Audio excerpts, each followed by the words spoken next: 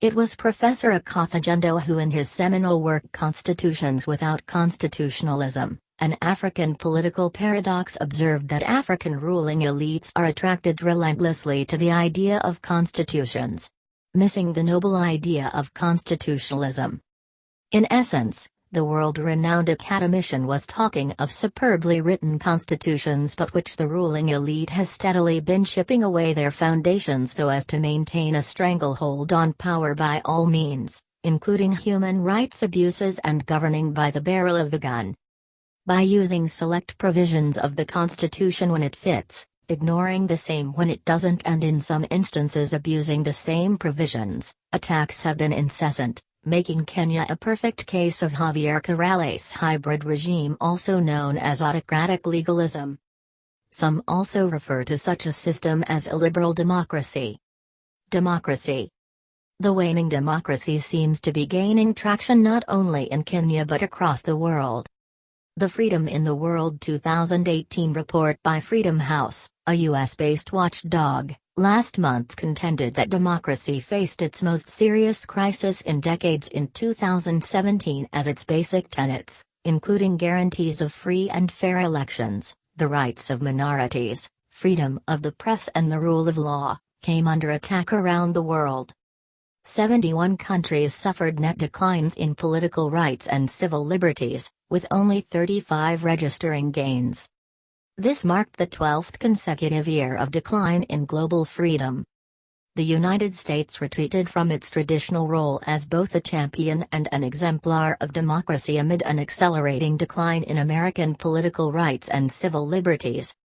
Over the period since the 12-year global slide began in 2006, 113 countries have seen a net decline, and only 62 have experienced a net improvement, the report stated. Dissenting voices. In the index, Kenya is classified as partly free along with countries known for their strongman tactics and crackdown on opposition and the media like Venezuela, Zambia, Mali, Niger, Uganda and Tanzania among others. Political rights and civil liberties around the world deteriorated to their lowest point in more than a decade in 2017, extending a period characterized by emboldened autocrats, beleaguered democracies and the United States' withdrawal from its leadership role in the global struggle for human freedom, the report added. In Kenya, recent happenings would in a way fit into Professor Ogendo's characterization of constitutions without constitutionalism as the safeguards introduced by the new laws in 2010 after years of struggle continue to be watered down, with an onslaught on institutions and dissenting voices. Though the 2010 Constitution has been hailed as one of the most progressive in Africa, evidence of strongman politics of the Nyayo era have come back in full swing as the Jubilee administration faces accusations of intolerance and ruthlessly cracking down on real and perceived critics, including the media. Paul Kagame.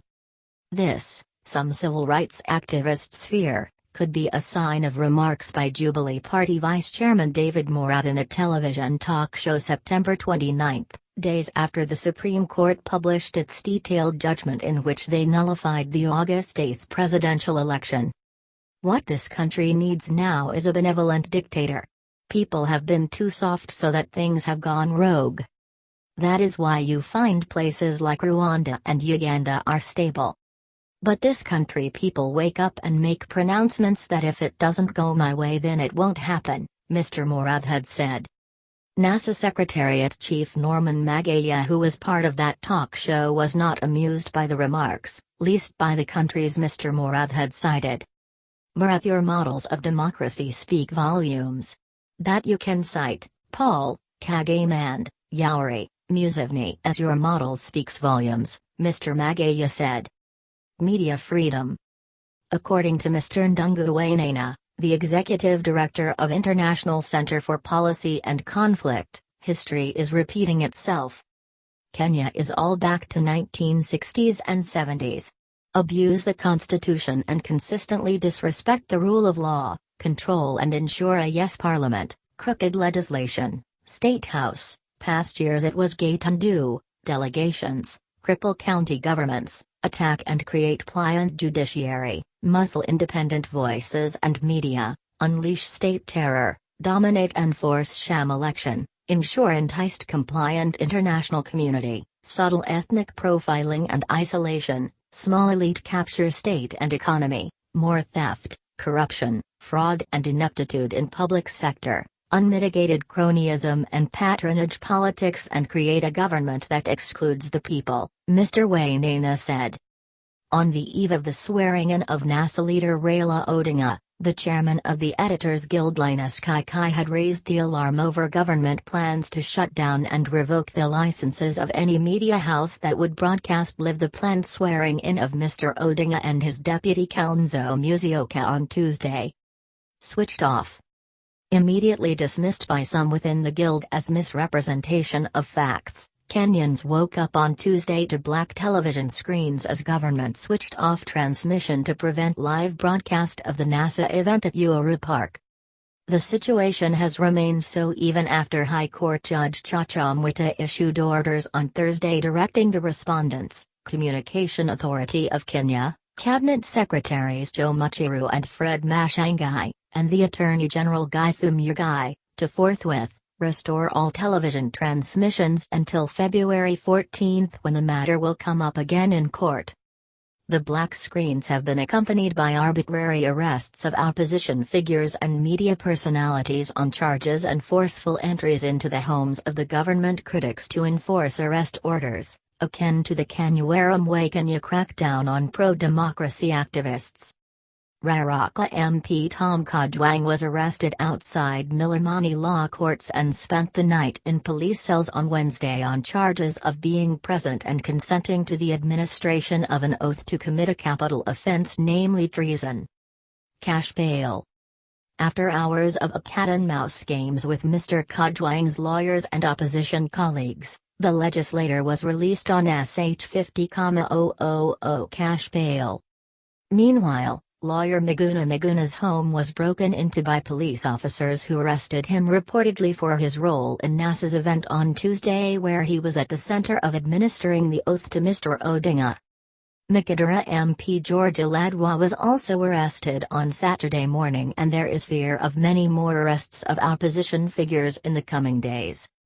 Mr. Kaikai and two of his NTV colleagues, Larry Madowo and Kin Mijungu, meanwhile were forced to spend Wednesday night in the office to avoid arrest after the government stationed plainclothes officers around the nation's center to pounce on the journalists for unknown offenses.